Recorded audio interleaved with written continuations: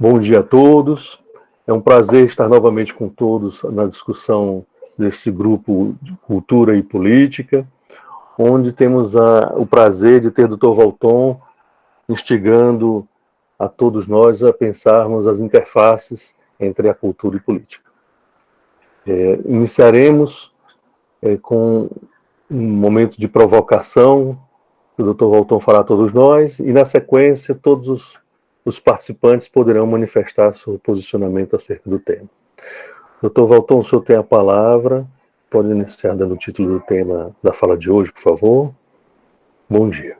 Bom dia a todos, bom dia a todas.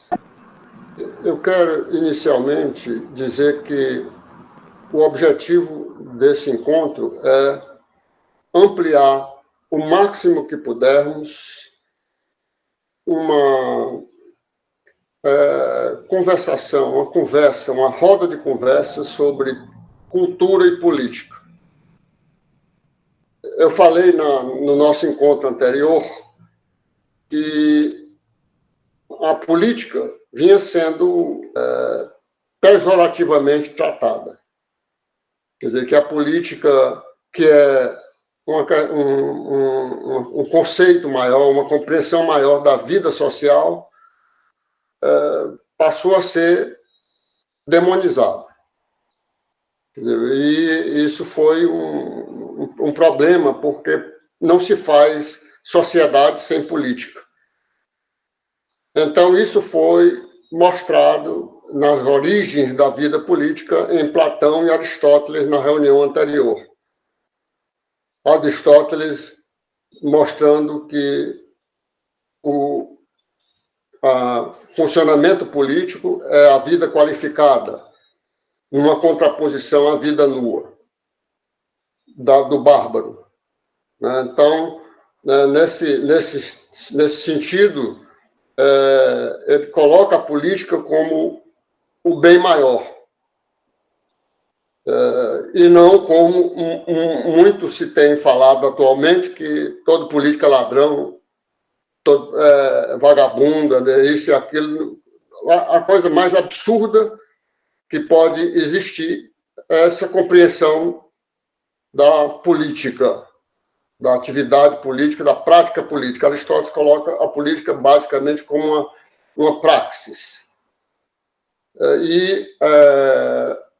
Também falamos da cidade ideal de Platão, e falamos da situação em que emerge dentro da cidade, daquela proposta do diálogo platônico, da cidade ideal, como surge o tirano.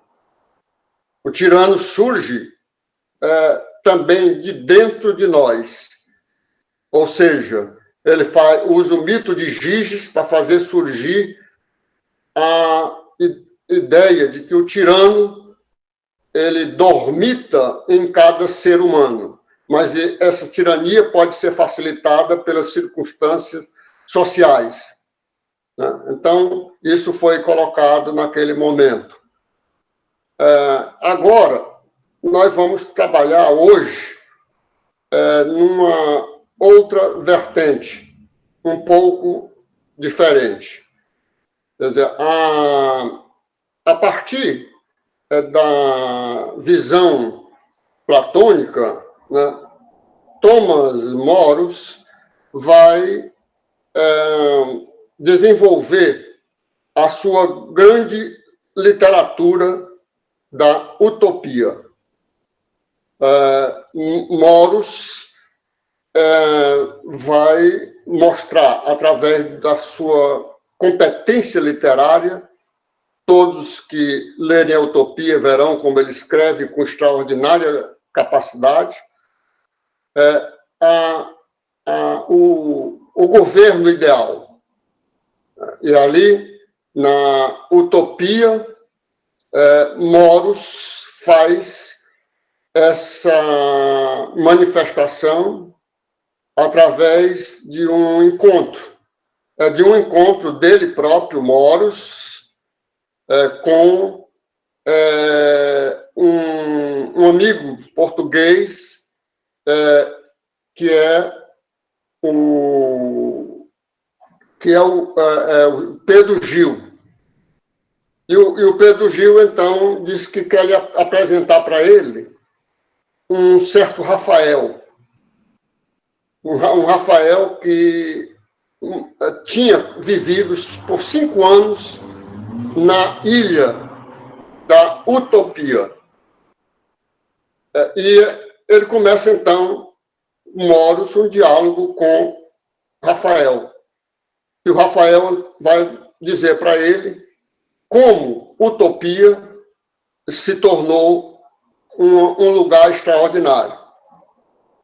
E nesse lugar, o rei não poderia exceder a determinados parâmetros. O primeiro rei da Utopia foi Utopos. E esse primeiro rei não poderia ter, na sua condição de soberano, senão alguns milhares de... não sei qual era o dinheiro, mas era muito pouco dinheiro. Ele vai mostrar o tempo todo que o rei tinha que praticamente ser um vassalo dos súditos. Quer dizer, ou seja, ele vai desconstruir toda a concepção liberal que se tinha estabelecido na Inglaterra daquela época. É bom lembrar que a Inglaterra é uma ilha. Então ele faz uma contraposição entre a ilha da Utopia e a ilha da Inglaterra. E vai mostrando como tudo o que foi feito em termos de liberalismo, onde o rei inglês era um rei divinizado e sagrado, onde o rei da Inglaterra tinha não só a condição de soberano, mas a condição da maior riqueza, ele vai colocar no rei Utopos, na Utopia, exatamente uma contraposição. O rei vai ter muito pouco com que dispor, se não de algum dinheiro para defender a ilha de Utopos. O rei é submetido a um senado, e esse senado é eleito, como também toda a magistratura é eleita. Os juízes são eleitos, o soberano todo o tempo tendo que prestar contas aos magistrados que são eleitos e ao Senado, que também é eleito. Ao longo da história, ele vai também caracterizando a ilha da Utopia como uma ilha na qual todos compartem os seus bens. Não existe nada de propriedade privada. Ele vai desfazendo o conceito de propriedade privada. Ou seja, nada é privado, tudo é comum. Tudo pertence a todos. Isso me lembrou muito o ideal, né, do conselheiro em Canudos, né? Então, tudo pertence a todos. E, inclusive, todos os utopianos se vestem do mesmo modo. A diferença é que homens se vestem de determinada maneira e mulheres se vestem diferente, e crianças de uma outra maneira. E o processo educativo é conduzido segundo os padrões da utopia, para que as gerações futuras não tentem desqualificar ou desmontar todo o sistema governamental que está sendo desenvolvido. Então, à medida que isso avança, no processo educacional, eles vitimizam, não é a palavra, eles anatematizam Pluto. Pluto, o deus do dinheiro. O deus do dinheiro é colocado como o pior entre os deuses. O pior entre as divindades. Porque é do dinheiro que vem a ganância, a ambição, o desejo irrefreável de posse e domínio. Então, as crianças são sempre educadas no sentido de mostrar que Pluto é uma divindade maligna. Quer dizer, e nesse percurso da utopia, né, existe também, né, um lugar para cada cidadão, na educação, na magistratura, na política, e todos vivem alegres, todos vivem no sentido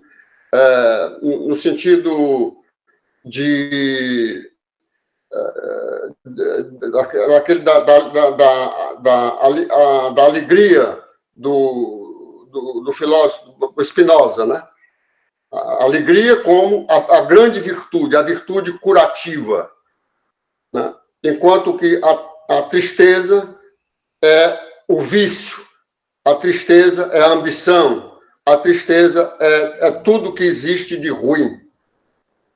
Quer dizer, e ele vai exatamente colocando essas questões ao longo da história. Eu vou fazer só uma interligação que eu penso ser importante, que é a relação que se estabelece entre a utopia e a loucura. Porque Thomas Moros era amigo de Erasmo de Roterdã, que escreveu o Elogio da Loucura. E eles eram amigos e trocavam cartas entre si. E na cidade ideal, quer dizer, essa cidade da ilha da utopia, também está colocado um hospital, ou um sistema hospitalar, onde os loucos também são abrigados, os loucos, aqueles verdadeiros loucos e as pessoas doentes, né, inclusive das pestes que assolavam toda a Europa naquele período, a varíola, peste bubônica e etc, etc. Quer dizer, então, nessa situação aí, o Erasmo vai fazer a loucura falar. Mas a loucura que Erasmo vai fazer falar não é a loucura na sua dimensão desorganizadora e destruidora. Porque a loucura ela pode ter um fundo de verdade. E nesse ponto, a loucura vai falar e vai, através de Erasmo, colocar algumas questões para o amigo Thomas Moros. E essas questões, de certo modo, a loucura vai tentando contrapor, dizendo que a cidade ideal, que a utopia, ele não fala diretamente em utopia, né? Mas que a cidade ideal não era exatamente aquilo, porque quando se tinha uma democracia extremamente extensa, essa democracia poderia degenerar em anarquia, né? É como se a loucura fosse fazendo algumas observações, mostrando que, nessa contraposição, que a possibilidade da utopia era muito complicada, porque a utopia, inclusive, se desligava um pouco da realidade. É como se a loucura falasse um pouco da linguagem da realidade.